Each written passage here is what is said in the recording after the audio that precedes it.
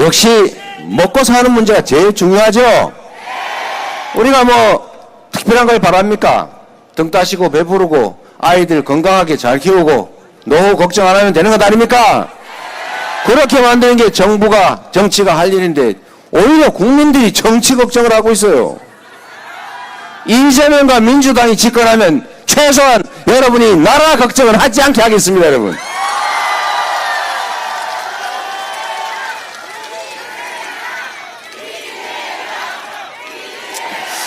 그리고 말씀드린 것처럼 우리 국민들은 위대한 역량을 가진 국민들이에요. 세계에 없는 무혈의 평화혁명을 2번씩이나 그것도 8년 만에 성공하는 이런 민족 국가가 어디 있습니까? 우리밖에 없어요. 이 엄청난 저력을 한데로 모아서 우리가 방향을 잡고 힘을 합쳐서 같이 가면 저는 지금의 이 위기를 이겨내는 거, 새로운 희망을 만드는 거, 대한민국이 완전히 새로운 나라로 가는 거 저는 얼마든지 가능하다고 생각합니다. 그게 출발점이 바로 6월 3일이다. 맞습니까, 여러분? 그리고 그러려면, 네, 감사합니다. 그러려면 불필요한 것들 가지고 에너지 낭비하지 말아야 돼요. 저는 정치인들이 다투는 거 당연하다고 생각해요. 정치인들이 특정 국민들을 대표하는 건데 당연히 농민을 대표하는 농민 대표가 저기 수출기업 대표하는 그 대표하고 당연히 싸우죠. 싸우는데 감정 가지고 진짜 미워하고 혐오하고 죽이려고 그러고 밤에 진짜 기회 되면 싹 제거해버리고 그럴 필요 있어요? 그런 생각하는 정치인이 이상한 겁니다. 공적인 일을 하는데 그게 자기 사적 이해관계와 직접 관련이 있는 게 아니라면 그거 뭐 그리 죽일 일까지 있습니까? 그리고 얘기해보고 최대한 좁혀보고 안 되면 국민이 위임한 데 따라서 토론해보고 안 되면 최종적으로는 다수결로 결정하고 따라주고 또 다른 얘기하고 그래야 되는 거 아닙니까? 그런데 제가 여의도 가보니까 진짜 싸우고 있어요. 진짜 미워해요. 우리 대학 선배는 내 전화도 안 받아요. 누군지 모르시는군요. 다행입니다. 에? 이래가 되겠어요. 그래서 정치인들이 싸우는 걸 여러분이 보실 때 저 친구들이 왜 싸우나? 라는 걸 꼭 보아 주셔야 됩니다. 무조건 싸우지 마 이러면 누가 손해봅니까? 선한 사람이 손해보는 겁니다. 선의를 가지고 제대로 하는 사람하고 악의를 가지고 반칙하는 사람이 싸우면 둘 다 싸우지 마, 둘 다 나빠 이러면 누가 손해예요? 바로 여러분 자신의 손해입니다. 여러분을 대표하는 여러분 대표 선수가 부당하게 얻어맞고 옛날에 그런 거 있었잖아요. 기밀 레슬링 할 때 그 재미로 했다는 걸 나중에 알았는데 병뚜껑으로 찍고 이러면 되겠어요? 어? 허리춤에 막 이상한 거 흉기 숨겨가지고 막 뒤로 찌르고 안 되죠?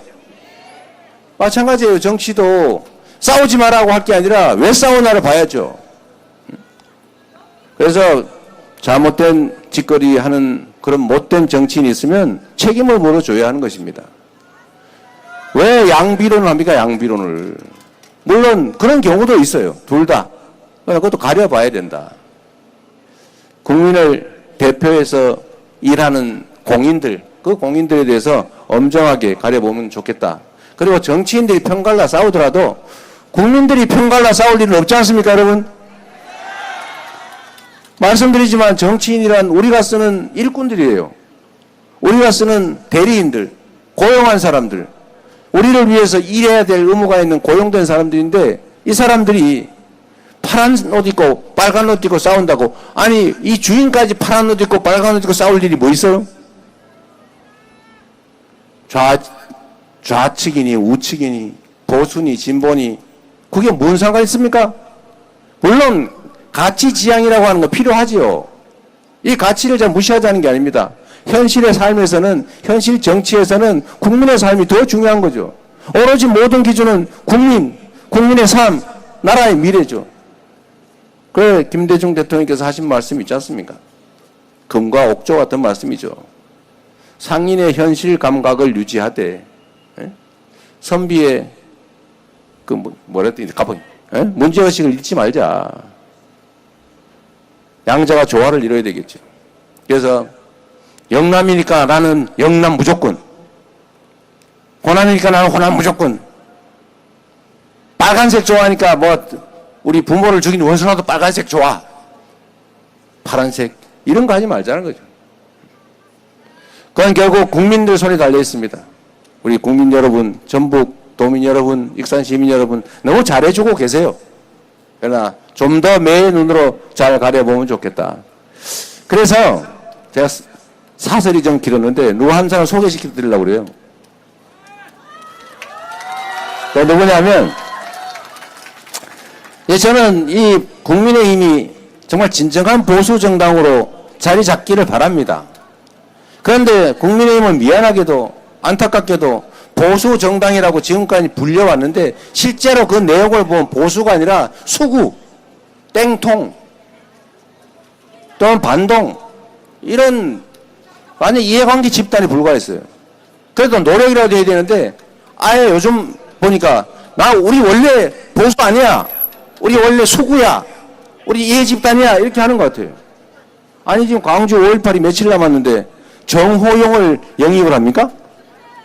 에? 광주 5.18 비상계엄으로 그 수없이 많은 사람을 살상했던 공수부대 지휘관 정호용을 영입을 했대요. 그래서 욕을 막 하니까 취소했다는데 너무 황당한 거 아닙니까? 좌우의 화합도 중요하고 정말 보수, 가짜 보수 정당 안에서 진짜 보수 활동해 보려고 노력하다가 사실상 쫓겨난 김상욱 의원 어디 있어? 박수로 환영해 주십시오.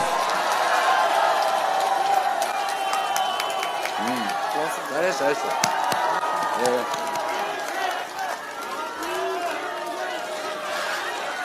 자, 이제 이분이 자신이 가진 보수의 진정한 가치, 합리적 보수의 정신을 우리 민주당 안에서 실현해 볼 수 있도록 우리가 함께 도와주면 좋겠습니다.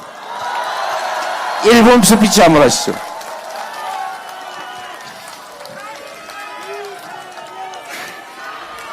반갑습니다.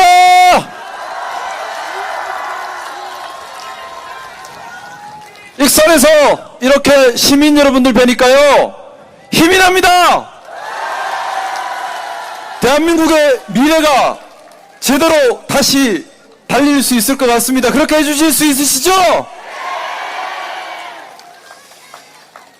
진보, 보수, 우리 진영 얘기 많이 하는데요, 진영 얘기 많이 하는 사람들 특징이 뭔지 아나요? 일 안 합니다. 일해서 국민들께 도움 드려서 그래서 신뢰받고 지지받는 그게 귀찮고 안 하기 싫으니까 진영 나눠서 진영에서 보호받으려고 하는 거거든요. 그러다 보니 밖에 정 만들고 안에 정 만들어서 새 만들려고 하는데요, 그런 사람들은 국민들을 주인으로 보는 게 아니라 도구로 보는 겁니다. 국민들을 주인으로 모시면 진영이 중요한 것이 아니고요, 진영도 보수 진보는 진영의 이야기가 아닙니다. 기능에 관한 얘기입니다. 보수의 기능, 보수의 역할, 진보의 기능, 진보의 역할. 그렇다면 보수와 진보는 같이 가는 거예요. 자, 그러면 제가 정말 깊이 생각하고 많이 찾아보고 연구했는데 우리 이재명 후보님이 보수의 가치를 기준으로 했을 때도 가장 보수의 기능, 역할, 즉 우리나라 안정적으로 질서 지키고 원칙 지키고 민주주의 지키고 법치주의 지키고 공정사회 만드는데 가장 앞장서시고 실천하신 분입니다. 동의하시죠? 또 진보의 기능으로 봐서도 지금 얼마나 시대가 또 변합니까?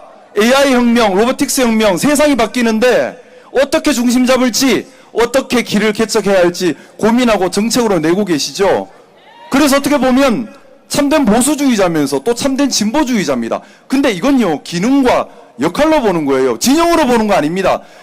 진영으로 정치를 나누는 사람들, 그 정치하시면 안 된다고 생각합니다. 여러분 동의하십니까? 대한민국이 보수, 진보 이렇게 진영 갈등이 아니라 정말 국민을 위한, 국민이 주인이 되는, 국민이 도구가 아니라 국민이 정말 주인이 되는 그런 나라 만들 대통령 누구라고 생각하십니까?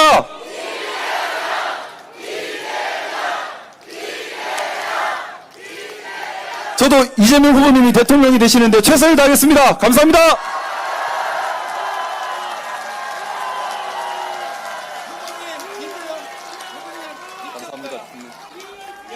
아니야, 네.